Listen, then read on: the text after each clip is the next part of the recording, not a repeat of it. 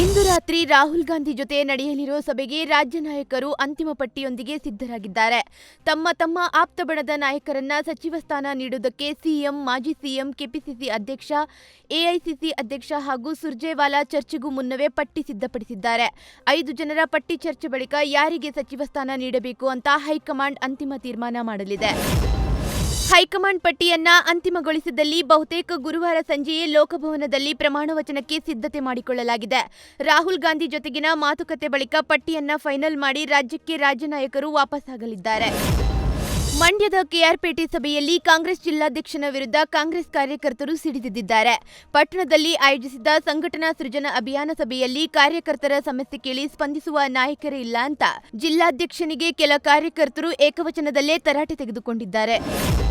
ಕಾವೇರಿ ವಿಚಾರದಲ್ಲಿ ಇಂದು ದೆಹಲಿಯಲ್ಲಿ ಮಹತ್ವದ ಸಭೆ ನಡೆಯಲಿದೆ. ಕಾವೇರಿ ನೀರಿಗಾಗಿ ತಮಿಳುನಾಡು ಖ್ಯಾತೆ ತೆಗೆದ ಹಿನ್ನೆಲೆ ಸಿಡಬ್ಲ್ಯೂಆರ್ಸಿ ಸಭೆ ನಡೆಸಲಿದ್ದಾರೆ.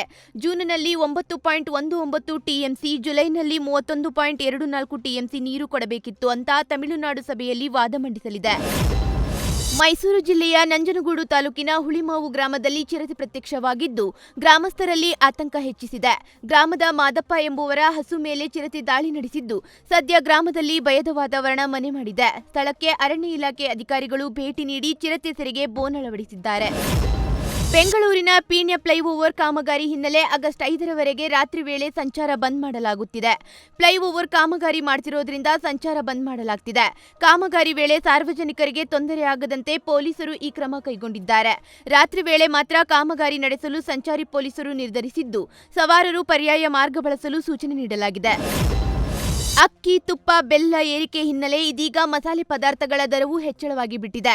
ಸಾಗಾಣಿಕೆ ವೆಚ್ಚ, ಬೆಳೆ ಕೊರತೆಯಿಂದಾಗಿ ಏಲಕ್ಕಿ, ಲವಂಗ, ಕಾಳುಮೆಣಸು, ಮೆಂತೆಕಾಳು, ಧನಿಯಾ, ಒಣಮೆಣಸಿನಕಾಯಿ, ಜೀರಿಗೆ, ಲವಂಗ, ಚಕ್ಕೆ ಸೇರಿ ಮಸಾಲೆ ಪದಾರ್ಥಗಳ ದರ ಗಗನಕ್ಕೇರಿಬಿಟ್ಟಿದೆ. ಹೋಟೆಲ್, ಬೇಕರಿ ಉದ್ಯಮಕ್ಕೂ ಮಸಾಲೆ ಬೆಲೆ ಏರಿಕೆ ಬಿಸಿ ತಟ್ಟಿದ್ದು ಟಿಫಿನ್ ಹಾಗೂ ಬೇಕರಿಯಲ್ಲಿನ ಕೆಲ ತಿಂಡಿ ತಿನಿಸುಗಳ ಬೆಲೆಯೂ ಹೆಚ್ಚಾಗೋ ಸಾಧ್ಯತೆ ಇದೆ. ರಿಷಬ್ ಶೆಟ್ಟಿ ನಟನೆಯ ಬಹುನಿರೀಕ್ಷಿತ ಛತ್ರಪತಿ ಶಿವಾಜಿ ಮಹಾರಾಜ್ ಸಿನಿಮಾದ ಚಿತ್ರೀಕರಣಕ್ಕೆ ಭರ್ಜರಿ ಸಿದ್ಧತೆ ನಡೆಸಲಾಗಿದ್ದು ಕಲಾವಿದರ ಆಯ್ಕೆ ಬಹುತೇಕ ಕಂಪ್ಲೀಟ್ ಆಗಿದೆ. ಅಂದಹಾಗೆ ರಿಷಬ್ಗೆ ನಾಯಕಿಯಾಗಿ ಭೂಮಿ ಸತೀಶ್ ಪಡ್ನೇಕರ್ ಆಯ್ಕೆಯಾಗಿದ್ದಾರೆ.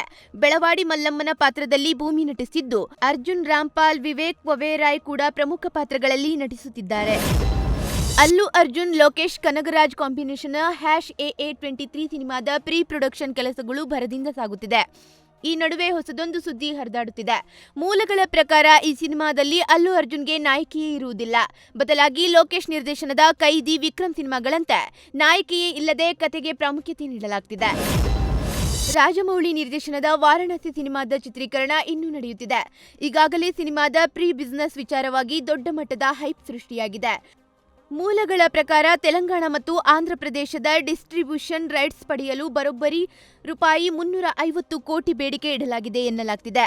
ಇದು ದಾಖಲೆ ಮಟ್ಟದ ಡಿಸ್ಟ್ರಿಬ್ಯೂಷನ್ ರೈಟ್ಸ್ ಆಗಿದ್ದು ಮಹೇಶ್ ಬಾಬು ಚಂದ್ರಕೋಟೆ ಆಗಿರೋ ನಿಜಾಂ ಪ್ರದೇಶದ ಡಿಸ್ಟ್ರಿಬ್ಯೂಷನ್ ಒಂದಕ್ಕೆ ಬರೋಬ್ಬರಿ ₹150 ಕೋಟಿ ಕೇಳಲಾಗಿದೆ ಎನ್ನಲಾಗ್ತಿದೆ.